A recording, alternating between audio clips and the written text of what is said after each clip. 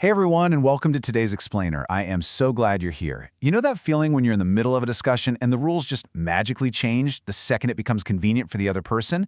Yeah, we've all been there. Take a deep breath and get comfortable. Because today we're exploring a conversational pattern that can leave you feeling like you are endlessly chasing a moving target. It's called the fallacy of flexible variable categorization. Now, I know that sounds like a mouthful, but I promise you, by the end of this, you're going to know exactly what this is, how to spot it from a mile away, and exactly how to disarm it. Let's get right into it. So, have you ever tried to have just a totally honest, good faith conversation, only to find the person you're talking to keeps redefining their terms right in the middle of a sentence? It is so disorienting.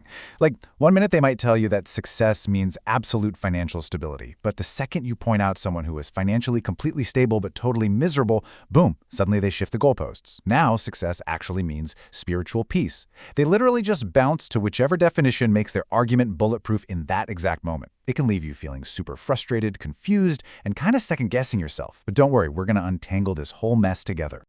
Okay, let's dive into this. Section 1. Unmasking the fallacy. Naming the pattern that keeps you guessing. So, what exactly is going on here? Well, the fallacy of flexible variable categorization happens when someone uses vague or constantly shifting categories just to protect their position from criticism. The really wild part is how they pull this off.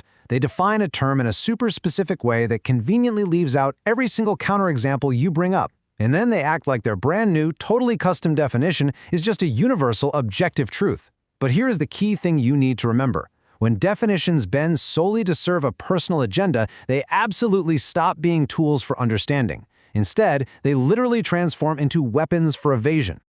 Before we look at some exact examples of how this plays out in the wild, I want to take a quick pause. If this explainer is resonating with you at all, like if you have ever felt completely gaslit by moving goalposts disguised as clever definitions, please go ahead and tap that like button right now.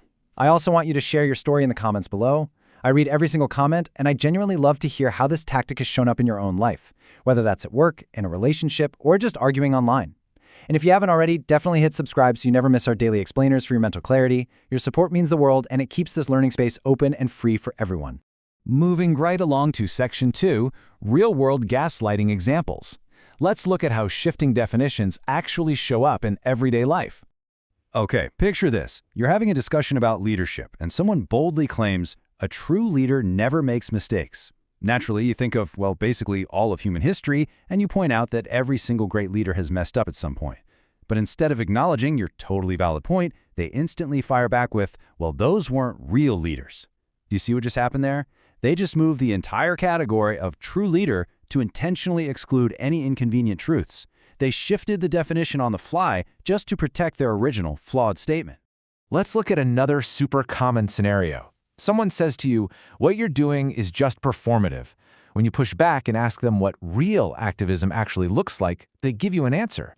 But as soon as you start meeting those exact requirements, they hit you with, well, that's not real activism either. The standard for what counts as genuine just constantly shifts, and it's deliberately designed to exclude whatever efforts you're actually making. You're basically playing a game where the rules are being rewritten while the ball is literally still in the air. Which brings us to Section 3, your 3-step defense toolkit, how to respond with grace and establish shared truth. All right, here are your 3 actionable steps to shut this down. First up, ask for a fixed definition. The moment they use a loaded word like real or true, just stop them right there. Ask, hey, what specific qualities make something real in your view? Pin them down to a solid foundation. Second, test it against examples. Once they actually give you a definition, say, okay, does this definition include X, Y, and Z? Check to see if their definition actually holds water in the real world. And third, hold the line with kindness. If they try to squirm away and change the definition yet again, just calmly say, listen, I appreciate your perspective, but without stable definitions, we really cannot have a meaningful conversation.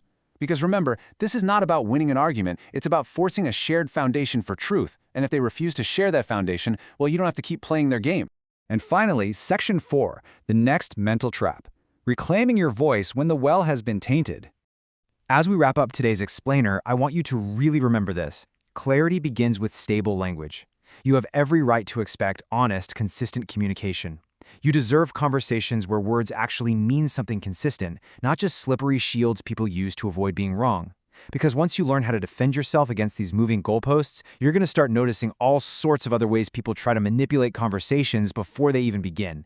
Thank you so much for joining me today. You are seen, you are valued, and your thoughts absolutely matter. Now, before you go, I want to leave you with something to chew on. What happens when trust is completely poisoned before the very first word is even uttered? Have you ever walked into a conversation only to realize the other person had already decided you were completely wrong before you even opened your mouth? It's wild, right? Well, in our next explainer, we are going to dive into the poisoning the well fallacy, which is this incredibly toxic tactic where reputations are tarnished in advance just to silence dissent.